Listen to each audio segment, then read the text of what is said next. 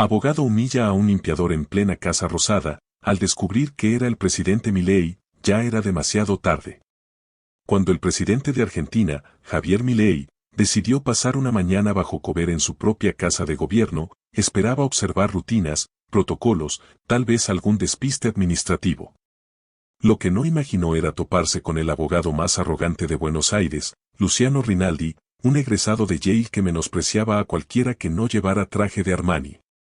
Lo que comenzó como un experimento social terminó en una lección brutal de humildad, grabada a fuego en la memoria de todos los presentes. Porque a veces, las personas más poderosas son aquellas que nadie ve. Antes de empezar, si les gustan las historias que exponen verdades incómodas con un giro inesperado, denle like y suscríbanse. Esto nos ayuda a seguir creando contenido que vale la pena.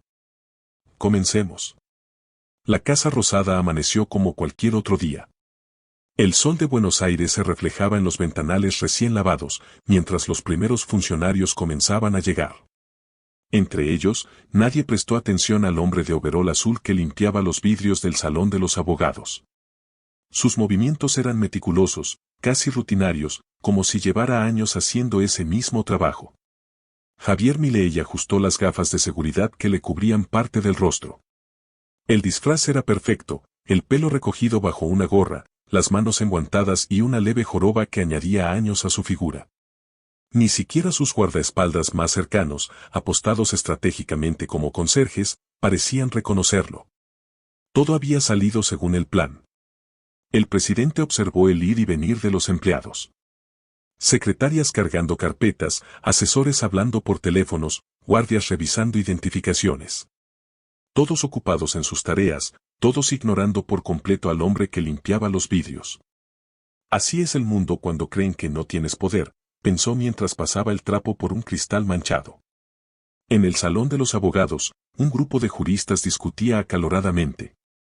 Entre ellos destacaba Luciano Rinaldi, el nuevo prodigio del equipo legal. 35 años, traje italiano y una sonrisa que delataba una confianza rayana en la arrogancia. Había estudiado en Yale, trabajado en Nueva York y ahora creía saber más que cualquiera en ese edificio. El presidente continuó con su labor, pasando desapercibido. Hasta que una voz lo interrumpió. Voz, el de la limpieza. Luciano se acercó con paso firme, mirándolo de arriba abajo. ¿Cuánto hace que trabajas acá? El hombre del overol no levantó la vista. Unos meses, señor. ¿Y alguna vez entendiste algo de lo que hablamos ahí adentro? El abogado señaló el salón con un gesto despectivo, provocando risas entre sus colegas. El presidente dejó el trapo a un lado. Lo suficiente. Luciano soltó una carcajada.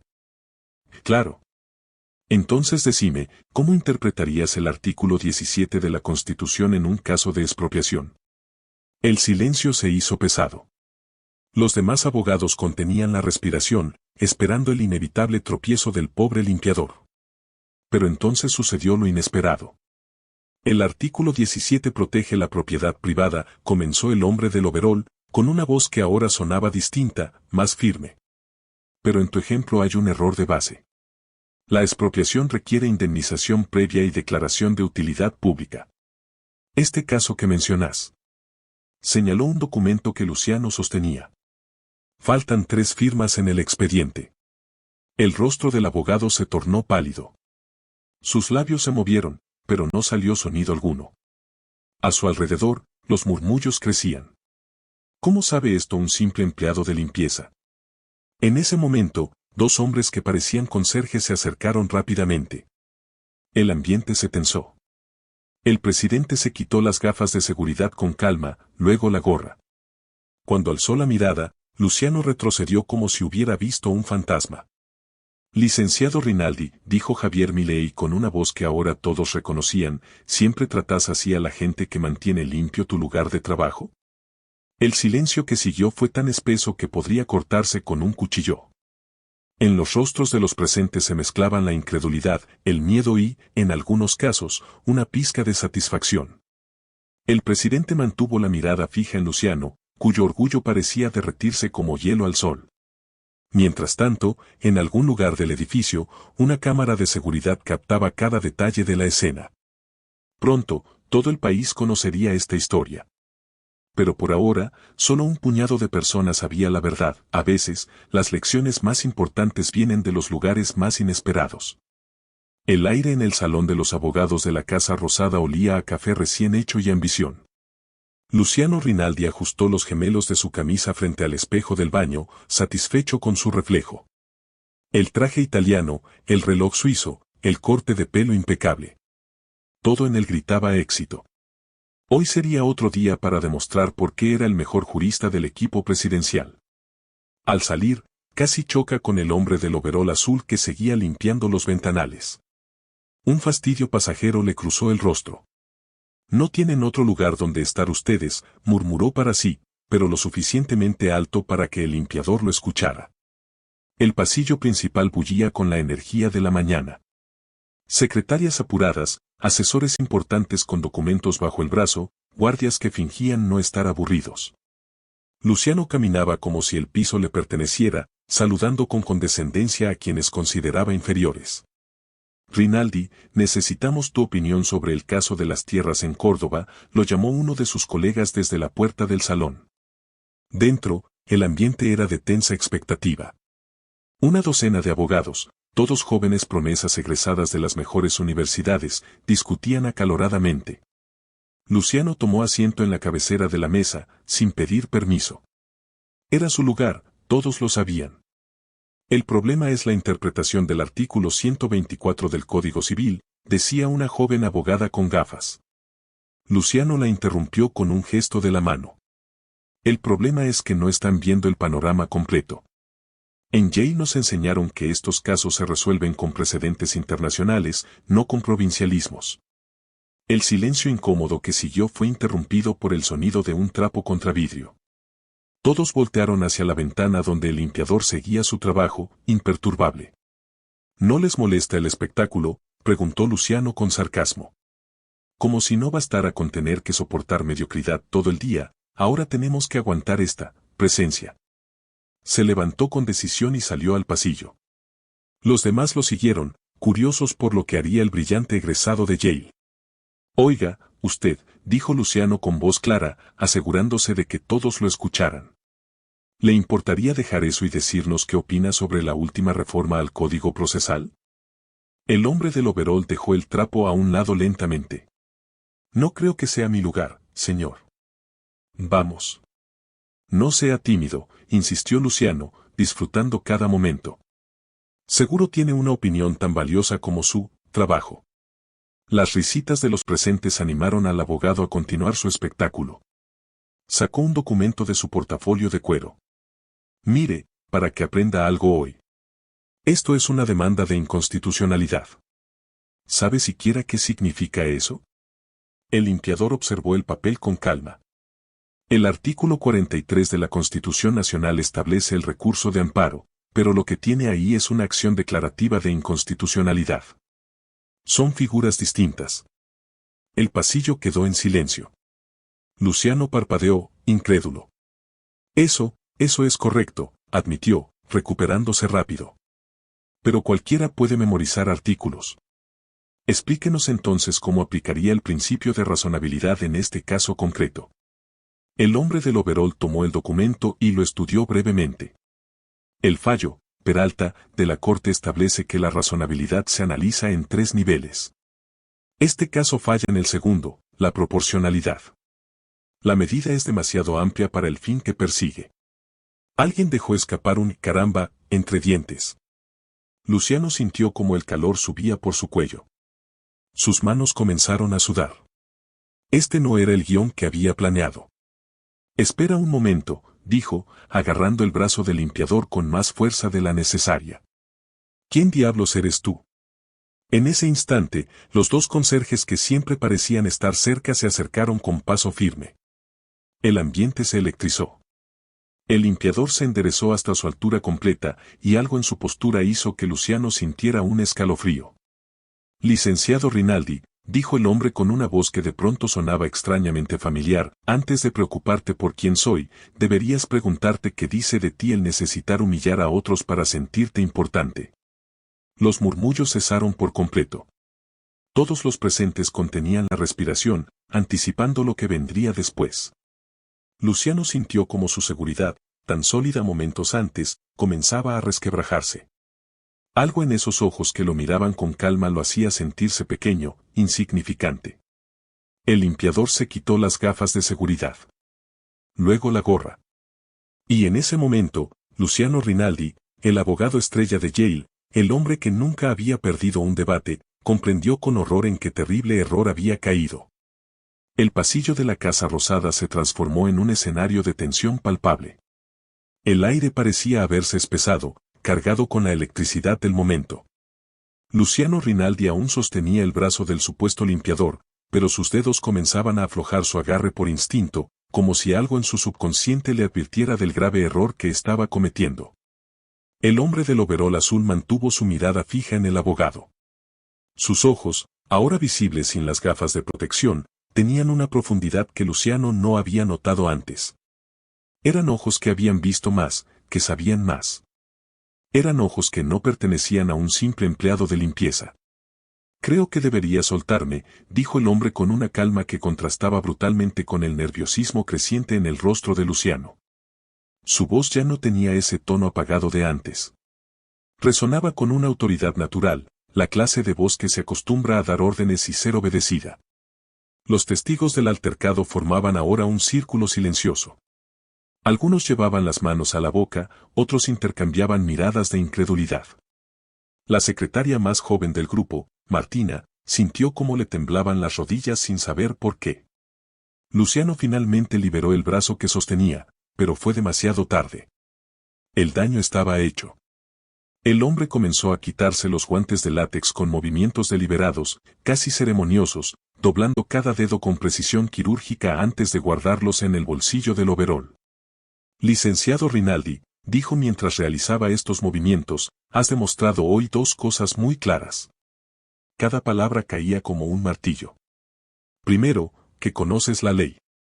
Segundo, que no entiendes nada de justicia. En ese momento, los dos conserjes que siempre parecían merodear por la zona se colocaron a cada lado del hombre del overol. Su postura cambió por completo, espaldas rectas, manos a la espalda, miradas alertas. Eran posturas de guardaespaldas, no de empleados de mantenimiento. El corazón de Luciano comenzó a latir con tal fuerza que casi podía escucharlo en sus oídos. Un sudor frío le recorrió la espalda. Algo en su mente trataba de negar lo que sus ojos empezaban a comprender, pero la verdad se imponía con la fuerza de una avalancha. El hombre se llevó las manos a la cabeza y se quitó la gorra de trabajo, revelando una mata de cabello rebelde que Luciano había visto cientos de veces en pantallas y periódicos. Luego, con un solo movimiento, se sacó el overall, dejando al descubierto una camisa negra sencilla y unos jeans gastados. No hacía falta más. El pasillo estalló en murmullos ahogados. Martina dejó escapar un grito sofocado. Uno de los abogados más jóvenes, Gonzalo, palideció como si hubiera visto un fantasma. Javier Milei, presidente de la nación argentina, se enderezó hasta su altura completa y ajustó los puños de su camisa con gesto tranquilo. No había ira en su rostro, solo una decepción profunda que resultaba mucho más aterradora que cualquier explosión de furia. Señor presidente, balbuceó Luciano. Sus labios parecían haberse secado de repente. Las manos que minutos antes gesticulaban con arrogancia ahora temblaban visiblemente. Yo, no sabía. Esa es precisamente la lección, respondió Milei con una voz que ahora todos reconocían perfectamente. No sabías. Y eso nunca te detuvo para actuar con soberbia y desprecio. Los guardias presidenciales, ahora claramente identificables como tales, se acercaron un paso más. El mensaje era claro. Luciano sintió como las piernas le flaqueaban. Todo su mundo, construido cuidadosamente a través de años de estudios en el extranjero, conexiones importantes y una carrera meteórica, se desmoronaba en cuestión de segundos. El presidente miró al grupo de abogados que observaban la escena con una mezcla de terror y fascinación. Quiero que todos recuerden este momento, dijo sin levantar la voz. Porque aquí, hoy, han visto cómo el verdadero carácter de una persona se revela cuando cree que no hay consecuencias. Luciano intentó tragar saliva, pero su boca estaba completamente seca. Los recuerdos de cada comentario despectivo, cada mirada de desprecio, cada palabra humillante que había dirigido al personal de servicio a lo largo de los años pasaron por su mente en un torbellino de vergüenza. Milei tomó el documento que Luciano había estado mostrando con tanto orgullo minutos antes. Lo hojeó brevemente antes de devolvérselo. Tu análisis del caso era correcto, por cierto, dijo con un tono casi casual. Lástima que tu comprensión de la decencia humana sea tan pobre como tu actitud. El golpe final vino cuando Mariana López, la jefa de gabinete que había observado toda la escena desde un rincón, se acercó con una carpeta. Los informes que pidió, señor presidente, dijo con voz clara. Gracias, Mariana. Milei tomó los documentos y luego miró nuevamente a Luciano. Por cierto, 3 clientes han solicitado cambiar de abogado en tus casos esta semana. Todos eran pequeños comerciantes del conurbano. ¿Casualidad? Luciano no pudo responder. Las palabras se atascaban en su garganta. El suelo parecía inclinarse bajo sus pies. En ese momento entendió que no se trataba solo de haber humillado al presidente.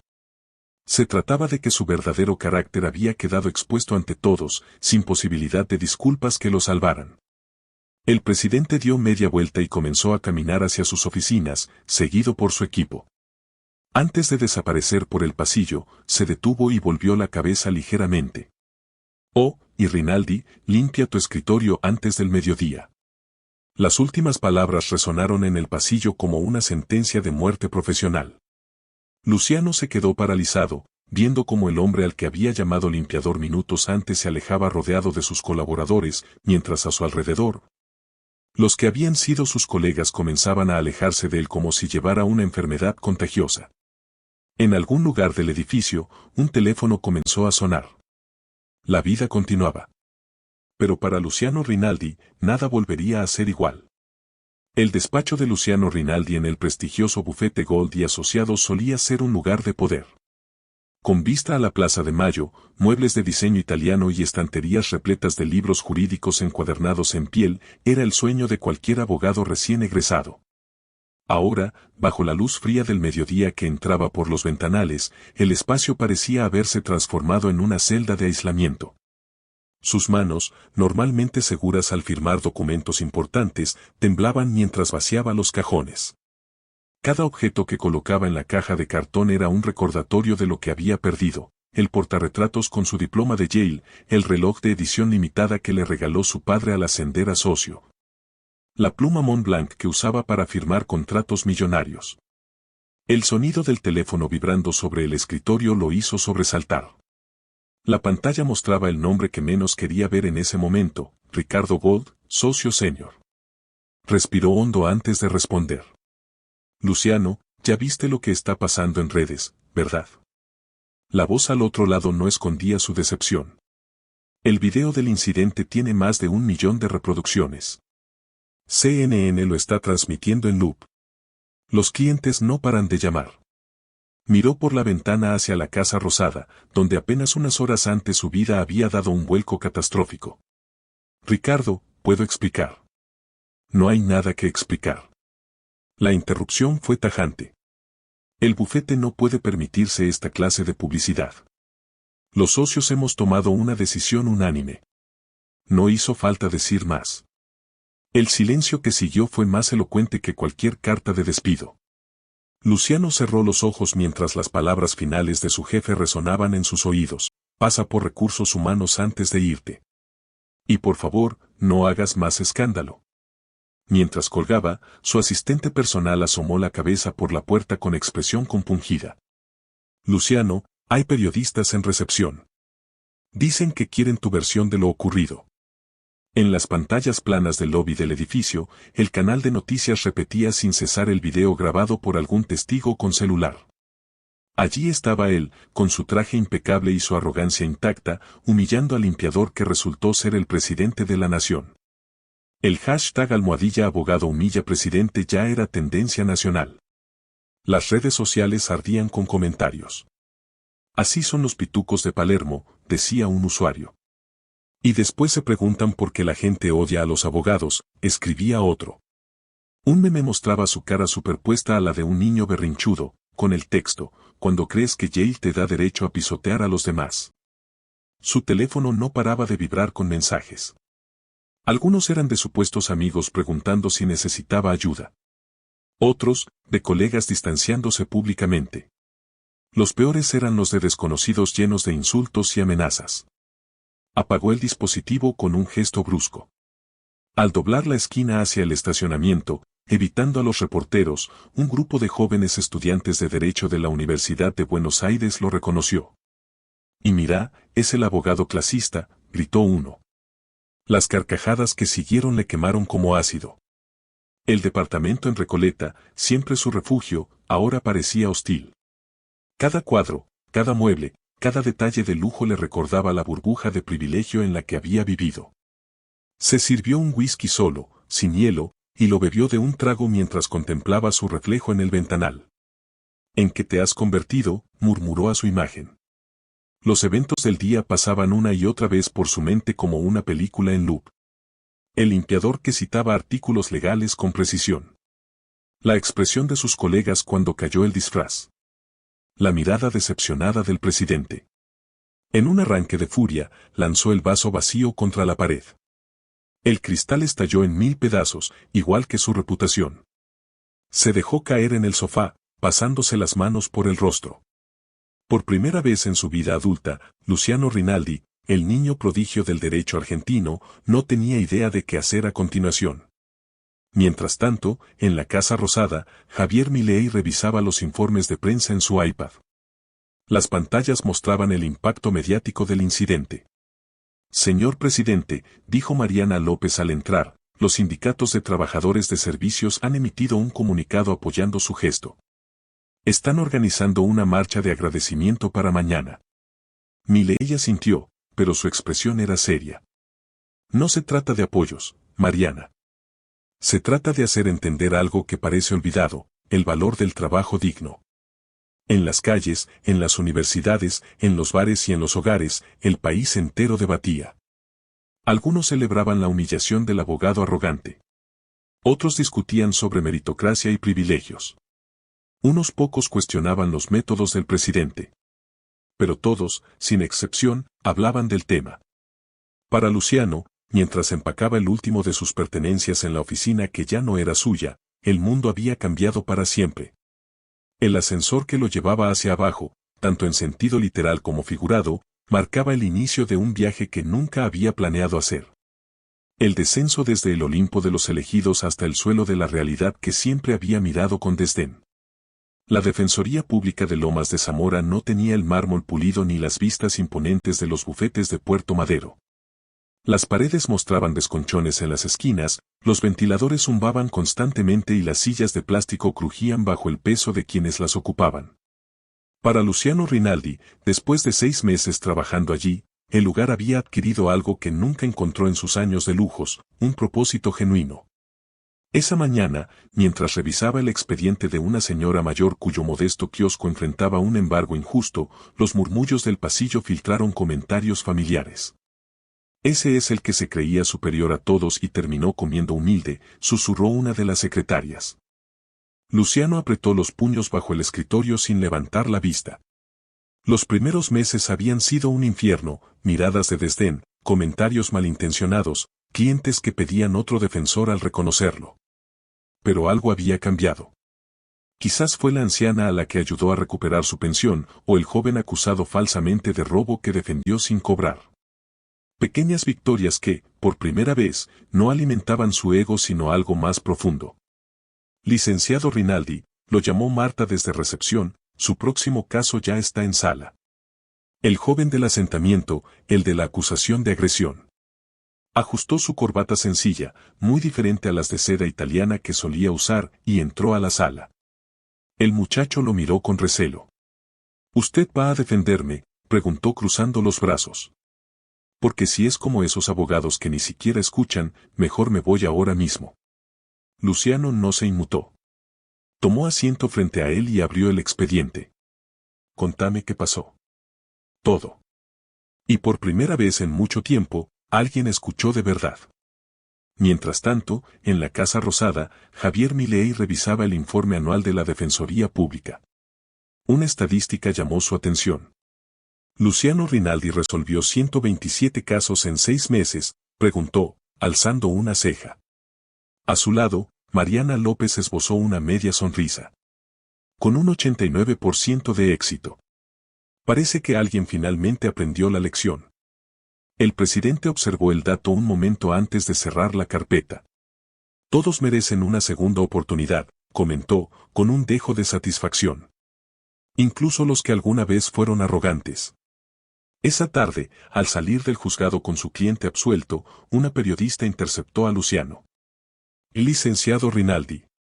¿Qué responde a quienes dicen que su cambio es solo una estrategia para limpiar su imagen?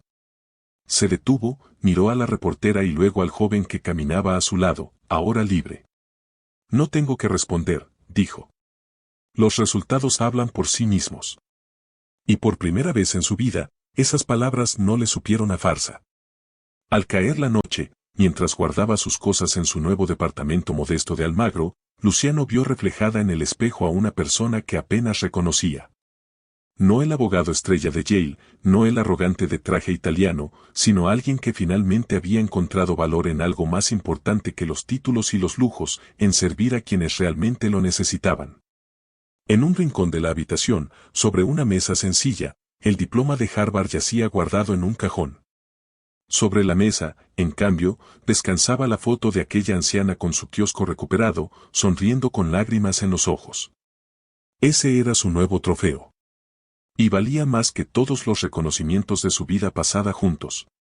Un año después del incidente en la Casa Rosada, la esquina de Rivadavia y Rincón en el microcentro porteño se transformó.